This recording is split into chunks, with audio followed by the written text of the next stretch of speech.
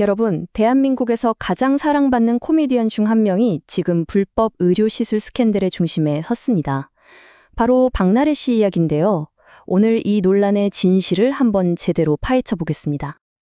아니, 정말 대중의 사랑을 한몸에 받던 스타가 어떻게 이런 비밀스러운 주자 시술 의혹에 휩싸이게 된 걸까요? 이 이야기의 시작은요, 놀랍게도 그녀와 가장 가까웠던 사람들로부터 시작됩니다.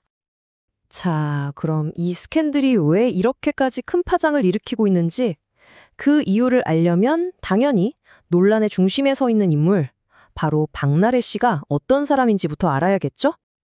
네, 바로 나 혼자 산다로 우리한테 정말 친숙하죠. 대한민국 A급 코미디언 박나래 씨입니다. 그 특유의 솔직하고 활기찬 이미지로 거의 전 국민적인 사랑을 받아왔잖아요. 그렇기 때문에 이번 의혹이 그냥 뭐 단순한 가십거리가 아니라 거의 전국적인 충격으로 다가온 거죠. 자, 그렇다면 그녀를 향한 의혹들, 그 실체가 대체 뭘까요? 지금부터 그야말로 폭발적인 주장들의 내용을 하나씩 차근차근 짚어보겠습니다. 의혹의 핵심은 바로 이겁니다. 박나래 씨가 이른바 주사 이모라고 불리는 무면허 의료인한테 불법 시술을 받았다는 건데요.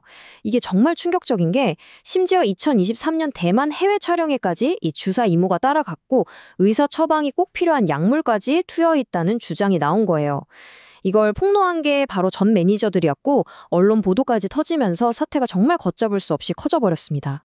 그리고 이 숫자, 1억 원. 이게 이 사건이 얼마나 심각한지를 딱 보여주는 겁니다. 그냥 나 이랬더더라 하는 수준의 폭로가 아니라는 거죠. 그녀의 전 매니저들은 무려 1억 원의 손해배상 소송을 걸었고 심지어 의료법 위반 혐의로 박나래 씨를 경찰에 정식으로 고발까지 한 상태입니다. 자, 그런데 모든 이야기에는 양면이 있는 법이죠. 이렇게 폭발적인 의혹이 쏟아지는데 그럼 박나래 씨 측은 과연 어떻게 반박했을까요? 이제 그녀의 입장을 한번 들어보겠습니다.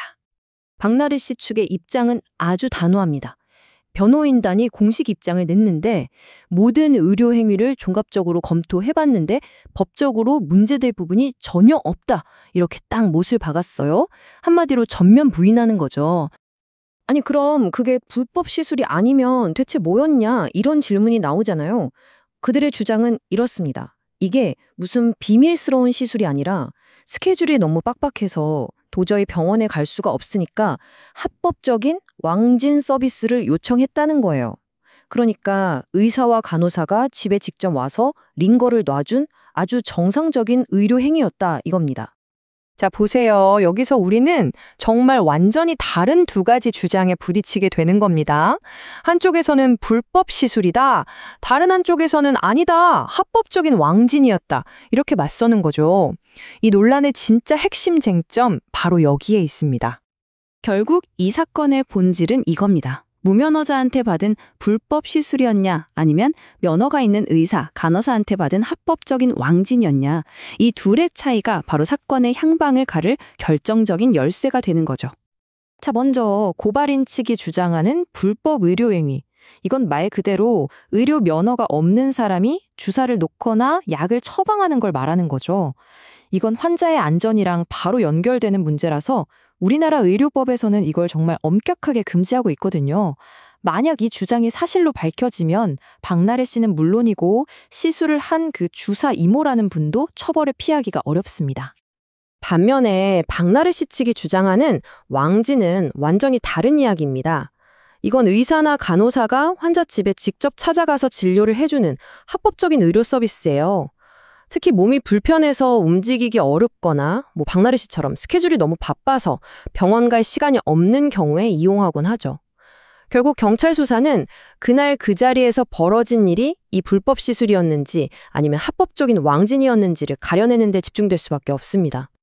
자, 이렇게 양측의 주장에 정말 팽팽하게 맞서고 있는데 그럼 이 사건은 대체 어떻게 세상에 알려지고 또 전개가 됐을까요? 시간 순서대로 한번 따라가 보면 이 논란이 얼마나 순식간에 번졌는지 아실 수 있을 겁니다. 보시는 것처럼 2023년에 있었던 일이 수면 위로 떠오른 건데요. 2025년 12월 4일에 언론에서 처음 보도가 나오고 정말 며칠 만에 상황이 급박하게 돌아갑니다. 4일에 의혹이 터지고 바로 다음 날인 5일에 박나래 수측이 즉각 반박했죠.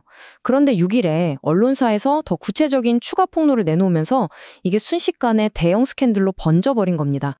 자, 그럼 우리는 이 사건을 앞으로 어떻게 지켜봐야 할까요? 주목해야 할 포인트는 크게 세 가지입니다.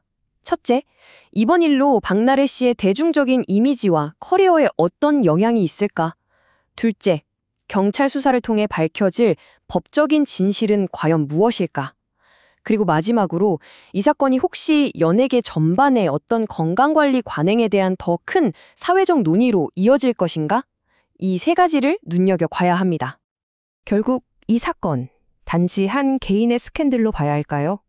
아니면 우리가 상상하는 것 이상으로 극심한 압박에 시달리는 이 연예계의 구조적인 문제를 보여주는 하나의 신호일까요? 박나래 씨를 둘러싼 이 논란은 우리 사회의 명성, 건강, 그리고 스타라는 이름의 무게에 대해 아주 묵직한 질문 하나를 던지고 있습니다.